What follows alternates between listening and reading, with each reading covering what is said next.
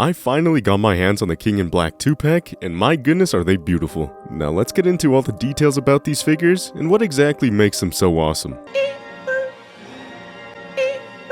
Alright, on the back of the box we got some rendered images of the figures with what accessories they come with. On the side we got some awesome art of our two characters. Here we got the front again. Some more rendered images of the figures on the other side. You got this on the top, and this on the bottom. Once you open up the box, you got everything covered in paper stuff, but take that away, and now you see all the goodness that lies underneath.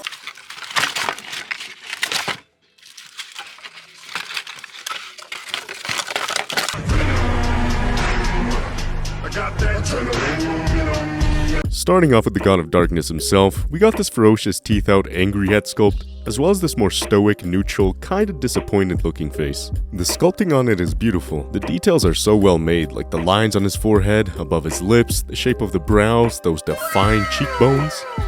Even that wavy white hair has some good sculpt to it. But back to the other head, you get nearly the same skull but of course with some gnarly teeth. The hair is also a little bit more dramatic on this one. Now unfortunately we don't get any other hands for Null, we're just stuck with this open hand and this accessory gripping hand. But more specifically, the all black.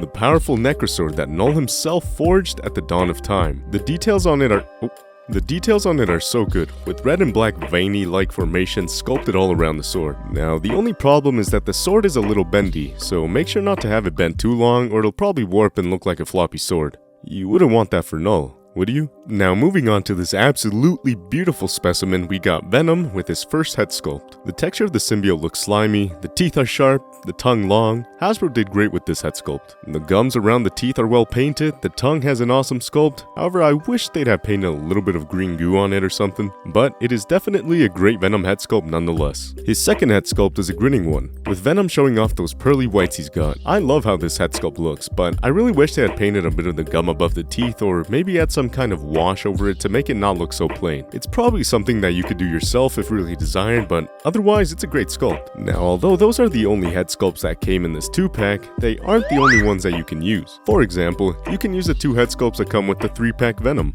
Like this one, and the cool one where Eddie is turning into Venom. You can even use the head sculpts on the other Venom. Now, the only thing is that the texture of the symbiote are different on both figures, with the 3-pack being more smooth and the 2-pack being more slimy. And if you're wondering, you can also swap their hands if you wish. And since we're already on the hands, Venom comes with his sharp open hands, ready to chokeslam Peter Parker at any second. And of course, he also comes with 2 fists, ready to sucker punch Peter Parker at any given moment. And moving on to the last accessory for our boy Venom.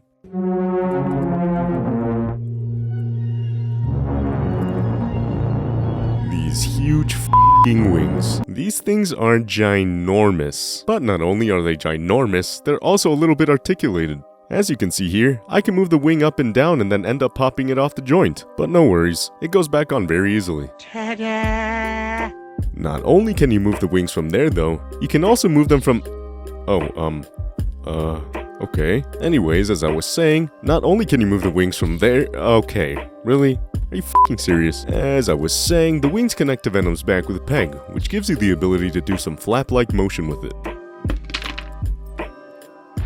Wings have an awesome design. The inner red part of the wings have some great rough texture all throughout, and the black on the back looks leathery and worn out. So not too many accessories for both these guys, but if you were expecting to see more, you're a little silly, because the box literally tells you what comes inside. I don't really know what else Null could come with other than maybe some more pair of hands, but I think what you get with Venom works, especially when you can swap with other Venom figures.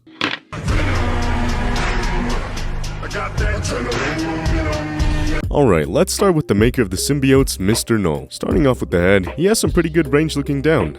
Like he will at Venom because he can't stand up. Looking up won't be that high, however, because of those luscious locks he's got on that head of his. You can, however, move your head from side to side, but you might have to move the hair out of the way to get a little further. You also got some pretty decent tilt to have some more attitude. Arms can go up this high, and his shoulder pads are soft so they can move out of the way. You can rotate the arms completely, elbow can only bend this far, and his wrists get full range of movement like most Marvel Legends. Null can bend this far forward, but be careful with the bottom of his armor plating because it is soft plastic. If you keep it bent for too long, it'll probably warp a bit. Anyways, he can go this far back. Now because of his skirt thingy, your legs won't have the greatest range of movement going up, to the side, or back. But you do get some good bend at the knee. There is a thigh swivel, no boot swivel though. And like most Marvel Legends, you get some beautiful movement for your ankle.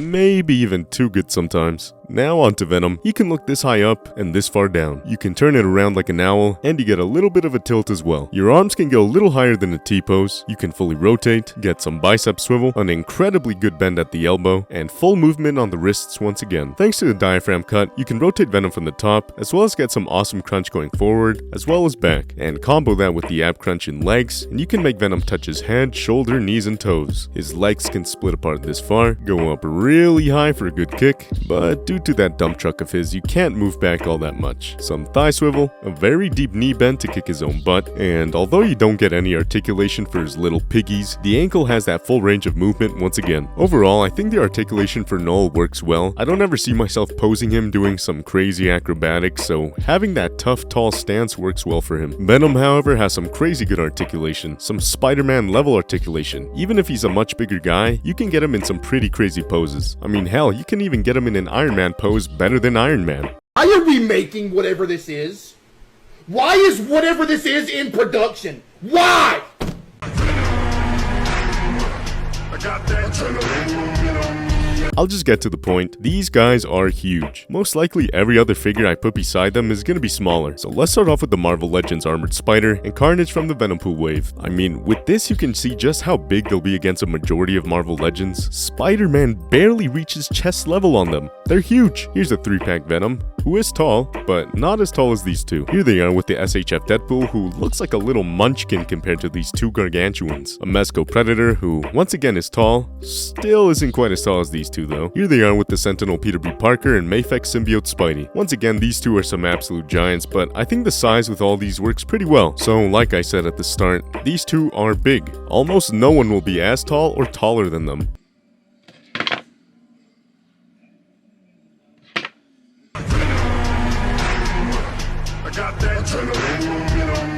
Now, I don't own the SHF Venom or the Amazing Yamaguchi one, but when it comes to Marvel Legends, I think it's safe to say that this is the best Venom there is. The accessories you get are okay, but with being able to swap with some other Venom figures, you get a good variety. Not to mention those beastly wings you get. The articulation for both figures works so well. Null can move like the big imposing leader of darkness he is, and Venom can move like a huge Spider-Man. The articulation he has is some of the best I've seen for a Marvel Legends Venom. And the details they both have, the slimy texture all throughout Venom, the muscle definition, the clean paint app of the symbol on his chest and back, all beautifully done. And the same goes for Null. His armor has good tinted texture on it, the colors look great and menacing on him too. If you want a good Marvel Legends Venom, and a Null paired along with him, this is the 2-pack to get. I have a feeling you won't be disappointed with them. Anyways, that brings us to the end of the video. Make sure to leave a comment on what figure you'd like me to review next. If you found this review helpful, consider leaving a like to help out the channel, and subscribe for future reviews on more figures. See you guys later, and have a great time collecting.